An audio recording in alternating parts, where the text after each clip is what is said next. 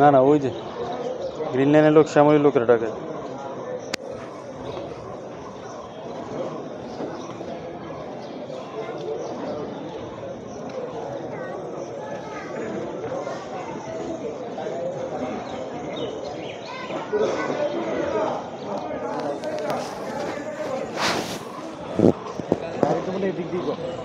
না এগুলো সরাবে।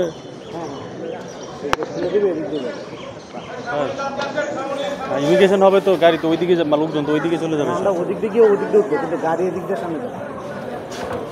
মানে আমাদের কমপ্লিট হলে গাড়ি ছাড়বে।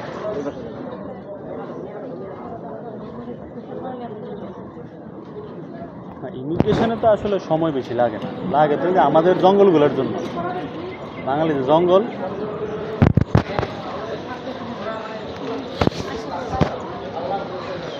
এখন গেল লাভ হবে না। না না, এখন ওই যে ওদের পরে শ্যামলী ওরা যাবে।